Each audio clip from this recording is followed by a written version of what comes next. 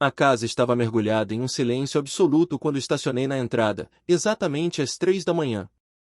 Eu estava de volta 3 dias antes do previsto.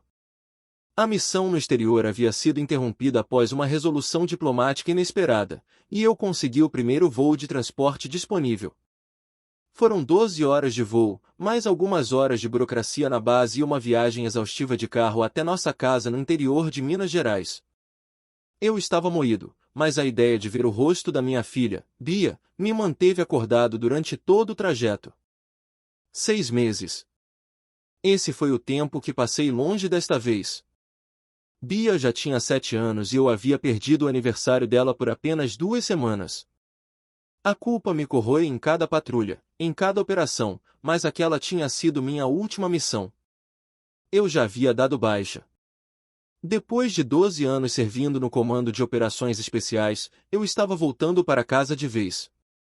Desliguei o motor e fiquei ali por um momento, saboreando a quietude.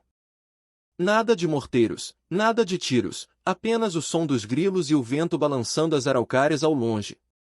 A casa parecia exatamente como eu a deixara.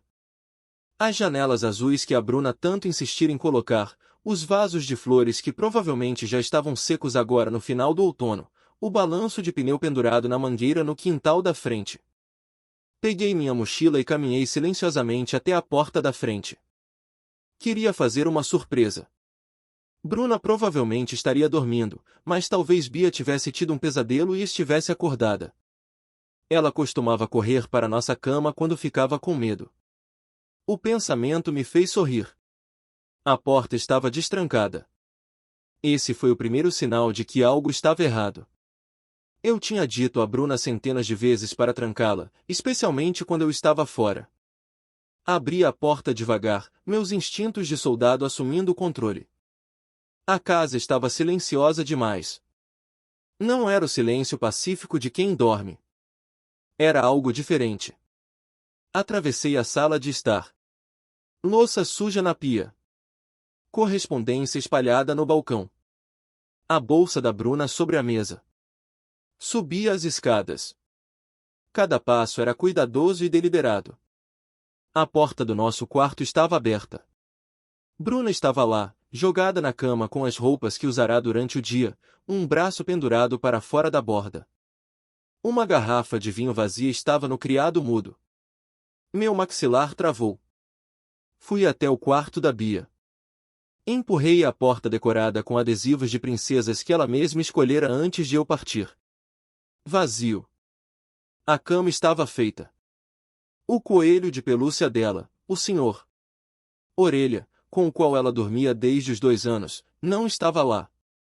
Seus sapatos não estavam na porta. Voltei para o nosso quarto em 3 passadas. Sacudi o ombro da Bruna com mais força do que pretendia. Ela acordou de um salto, com os olhos sem foco. Ricardo? O que? Você não devia estar aqui. Cadê a Bia? Minha voz estava fria, controlada. Era o tom que eu usava quando algo dava errado em campo e o pânico poderia custar vidas. Ela está na casa da minha mãe. Eu te avisei por e-mail. Que e-mail? Eu não recebi e-mail nenhum. Por que ela está na casa da sua mãe às 3 da manhã? Ela está lá desde terça-feira. Bruna sentou-se, passando as mãos pelo cabelo. Minha mãe ficou com ela enquanto eu tive que resolver umas coisas. Coisas de trabalho. Encarei minha esposa. Em 12 anos de casamento, aprendi a ler as pessoas. Era uma habilidade de sobrevivência. E, naquele momento, cada instinto meu gritava que algo estava muito errado. Bruna não conseguia me olhar nos olhos. Suas mãos tremiam, e não era apenas pelo susto de acordar. Eu vou buscá-la. Ricardo, está no meio da noite. Mas eu já estava descendo as escadas, saindo pela porta e entrando no carro. A mãe da Bruna, Dona Odete, morava a 40 minutos dali, em uma área mais isolada na Serra da Mantiqueira. Odete nunca gostou de mim. O sentimento era mútuo. Ela era uma mulher dura, fria de uma maneira que nada tinha a ver com o clima da montanha. Ela comandava um tipo de centro de retiro em sua propriedade, Aconselhamento espiritual, ela chamava. Eu chamava de charlatanismo. As estradas estavam desertas. Forcei o carro além do que deveria, fazendo as curvas da serra com pressa. Minhas mãos estavam firmes no volante, mas minha mente corria. Terça-feira. Bia estava lá desde terça. Por que Bruna não mencionou isso na nossa última chamada de vídeo? Por que enviou nossa filha para a casa da Odete? A propriedade da Odete ficava recuada da estrada principal, com uma longa estrada de terra que levava a um casarão antigo. As luzes estavam acesas. Esse foi o segundo erro. Ninguém estaria acordado àquela hora. Estacionei e desci. A porta da frente se abriu antes que eu chegasse. Dona Odete estava lá, silhuetada pela luz forte do interior. Era uma mulher alta, magra como um espeto, com o cabelo grisalho preso em um coque severo. Vestia um camisolão longo e tinha uma expressão que, em qualquer outra pessoa, seria de preocupação. No rosto dela, parecia cálculo. Ricardo. A Bruna ligou, disse que você estava vindo. Onde está a Bia? Dormindo. Você não deveria. Passei por ela sem pedir licença. A casa cheirava a água sanitária e algo mais. Algo orgânico e errado por baixo do cheiro de limpeza. Bia! Gritei. Você vai acordar as outras crianças. A voz de Odete foi ríspida. Parei no corredor. Que outras crianças? Eu coordeno um programa aqui. Crianças difíceis. Os pais as enviam para mim para disciplina e orientação espiritual. Eu sabia do programa, mas nunca dei muita atenção. Agora, olhando para o rosto da Odete, algo gelado se instalou no meu estômago. Onde está a Bia? Ela está no quintal, em um momento de reflexão. Eu já estava me movendo antes que ela terminasse a frase. Atravessei a cozinha e saí pela porta dos fundos. O quintal se estendia na escuridão, limitado pela mata. Pude ver formas ao luar, estruturas que pareciam pequenos galpões. Bia! Minha voz ecoou entre as árvores. Um som baixo, um choro. Corri em direção ao barulho, pegando o celular para usar a lanterna. O feixe de luz captou algo que me fez parar abruptamente. Um buraco no chão, com cerca de 1,5 metros de profundidade e 1 metro de largura. E, de pé lá dentro, tremendo em seu pijama, estava Bia. Papai! A voz dela era tão pequena. Pulei no buraco em segundos, içando-a para fora. Ela estava gelada, o pijama encharcado de lama e orvalho. Ela envolveu o meu pescoço com os braços e não soltava por nada.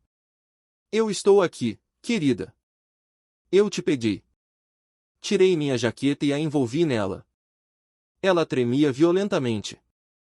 Há quanto tempo você está aqui fora? Eu não sei.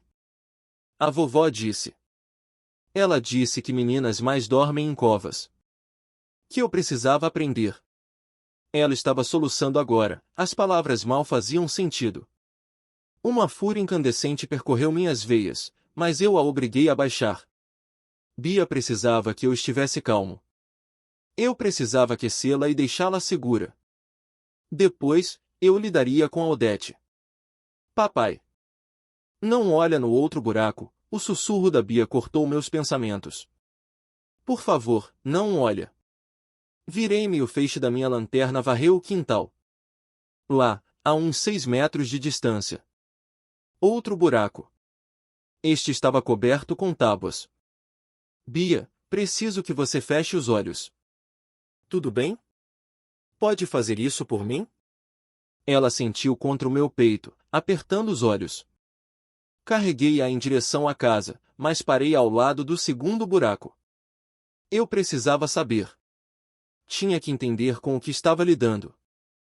Usando uma mão enquanto segurava a Bia com a outra, afastei as tábuas. O cheiro me atingiu primeiro. Decomposição, terra e algo químico. Apontei a luz para baixo. Ossos. Ossos pequenos. Um crânio que era inconfundivelmente humano e inconfundivelmente de uma criança. Havia farrapos de tecido e algo mais. Uma placa de metal, como uma medalhinha de identificação, com um nome gravado. Lívia Souza. Meu treinamento entrou em ação, sobrepondo-se ao horror. Aquilo era uma cena de crime. Múltiplos crimes. Tirei 3 fotos com o celular, garantindo que a identificação estivesse nítida. Recoloquei as tábuas e levei a Bia para dentro da casa. Odete estava esperando na cozinha com uma xícara de chá, como se fosse uma visita normal. Ela está sendo dramática. Faz apenas 1 hora. O frio ensina. Sente-se. Minha voz poderia cortar vidro. Não se mexa. Não fale. Nem pense em correr, porque eu vou te caçar até no inferno. Levei a Bia para o carro, dei a partida e liguei o aquecimento no máximo. Ela ainda tremia. Filha, escuta o papai. Você está segura agora. Vou te levar para um lugar quente, tá bom? Você sabe quem é a Lívia Souza? Os olhos da Bia se arregalaram. Você olhou. Eu disse para não olhar. Eu sei, meu amor. Desculpe, mas eu precisava saber. Quem é ela? Ela estava aqui no ano passado. Ela também era má. A vovó disse que ela fugiu. Bia começou a chorar de novo. Eu ouvi ela gritando uma noite e depois ela sumiu. E a vovó disse que se eu fosse má, eu ia acabar como as meninas que fogem. Peguei o celular e liguei para a única pessoa em quem sabia que podia confiar. O delegado Gilberto atendeu no 3º toque. Gilberto falando. Gil, é o Ricardo. Preciso que você venha para a Estrada Velha da Mantiqueira, número 4782, agora. Traga reforço. Muito reforço. E chame a Polícia Civil e a perícia. Ricardo? Achei que estivesse em missão. O que está acontecendo? Acabei de encontrar uma criança morta em um buraco na propriedade da minha sogra. E pode ter mais. Silêncio do outro lado. Chego em 10 minutos. Fique na linha. Olhei para casa. Odete estava na janela, observando. Ela não parecia preocupada. Parecia zangada. Isso me disse tudo o que eu precisava saber. Ela achava que se safaria dessa, como já devia ter feito antes. O dia seguinte ao resgate foi um borrão de adrenalina e exaustão. Gilberto, meu amigo de infância e agora delegado da Polícia Civil, cumpriu sua promessa. Em menos de 10 minutos, as sirenes cortaram o silêncio da serra. 4 viaturas da PM e uma unidade de resgate do SAMU subiram a estrada de terra. O Gilberto desceu do carro com aquela expressão de quem já viu de tudo, mas o que ele encontrou no quintal da dona Odete o deixou sem palavras. Ele olhou para a Bia, enrolada na minha jaqueta no banco do carro, e depois para o quintal. Ricardo, a perícia e o pessoal do IML, Instituto Médico Legal, já estão a caminho. Ele falou baixo, pegando o rádio. Preciso de ambulâncias extras e do conselho tutelar. Temos múltiplos menores em situação de risco. As 2 horas seguintes foram um caos controlado. Agentes da Polícia Federal chegaram logo depois, já que havia suspeitas de uma rede que operava além das fronteiras estaduais. No porão da casa principal, eles encontraram mais 6 crianças. Elas estavam desnutridas, com hematomas e um olhar vazio que eu só tinha visto em zonas de guerra. Todas tinham histórias parecidas. Foram enviadas para o retiro por pais desesperados ou negligentes, sob a promessa de uma disciplina espiritual rígida. O que recebiam, na verdade, era tortura. O sistema de Odete era cruel. Ela cobrava fortunas, cerca de 50 mil reais por um pacote de 3 meses, para consertar jovens difíceis. Dona Odete foi algemada e levada, ainda gritando que tinha contratos assinados e que estava salvando aquelas almas. Ela não parecia uma senhora de idade, parecia um monstro acuado. Levei a Bia para um hotel seguro na cidade. Eu não podia voltar para casa. Não ainda. Bruna tinha enviado nossa filha para aquele inferno porque a Bia não queria comer os legumes e estava respondendo. Coisas normais de uma criança de 7 anos que sentia falta do pai. No hotel, enquanto a Bia dormia sob a supervisão de uma policial feminina, eu abri meu notebook. Meus anos no Comando de Operações Especiais me ensinaram a não confiar apenas no sistema oficial. Comecei a investigar por conta própria. Descobri que o retiro da Odete já tinha sido denunciado 3 anos antes. Uma assistente social chamada Cristina Slaughter havia feito a inspeção e arquivado o caso como denúncia improcedente. Pesquisei o nome dela. Cristina se aposentou precocemente e comprou uma casa de luxo em Búzios. Um valor totalmente incompatível com o salário de uma servidora pública. O esquema era maior do que eu imaginava. Odete tinha proteção. Liguei para o Derek, um antigo parceiro de farda que agora trabalhava com inteligência cibernética. Derek, preciso que você siga o rastro do dinheiro da Soluções Comportamentais Limitada. É uma empresa de fachada que a Odete usava. Pode deixar, Ricardo. Vou levantar tudo. Extratos, laranjas e conexões políticas. Se houver um juiz ou um político envolvido, eu vou achar.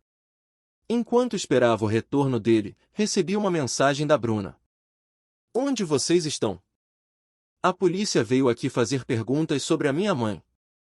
Ricardo, o que você fez? Não respondi. A raiva que eu sentia por ela era algo que eu precisava controlar para não cometer um erro. Ela não era apenas uma mãe cansada, ela era cúmplice. O Gilberto tinha me contado que, segundo os depoimentos preliminares da Odete, a Bruna recebia uma taxa de indicação de R$ 5.000 para cada criança que ela ajudava a recrutar para o programa. Ela vendeu a segurança de outras crianças, e finalmente a da própria filha, por dinheiro. O Derek me ligou de volta às 3 da manhã. Ricardo, você não vai acreditar. O principal beneficiário das contas ocultas das soluções comportamentais é um tal de Dr. Hermes Savage. Irmão da Odete. E quem é ele? Juiz de direito da comarca local. O sangue sumiu do meu rosto. O sistema não ia nos ajudar tão facilmente. O protetor do monstro era quem deveria aplicar a lei. Derek, mande tudo que você conseguiu para o Ministério Público Federal e para a Polícia Federal, direto para os contatos que eu te passei. Vamos pular a jurisdição local. Se tentarmos resolver isso aqui na cidade, o processo vai sumir. Na manhã seguinte, fui até a casa da Bruna. Ela estava na cozinha, com olheiras profundas. Onde está a Bia? Ela perguntou, tentando parecer indignada. Longe de você. Minha voz estava calma, o que era mais perigoso. Eu vi as fotos, Bruna. Eu vi o corpo da Lívia Souza enterrado naquele quintal. Eu sei dos R$ 5.000 por criança. Ela empalideceu e caiu sentada na cadeira. Eu não sabia que elas morriam. A mamãe dizia que era apenas disciplina. Que o dinheiro era para o futuro da Bia. Você tem até amanhã para sair desta casa. Eu disse, jogando os papéis do divórcio e da custódia total sobre a mesa. Se você contestar, eu garanto que você vai dividir a cela com a sua mãe por cumplicidade em homicídio e tráfico humano. O FBI, quer dizer, a Polícia Federal e a Interpol, já estão com os nomes de todos os envolvidos. Inclusive o do seu tio, o juiz Hermes. Saí sem olhar para trás. Eu tinha uma missão final. Garantir que Bia nunca mais tivesse medo de buracos no chão ou de pessoas que deveriam amá-la. Anos depois, a Bia se voluntariou em um abrigo para crianças que sofreram traumas.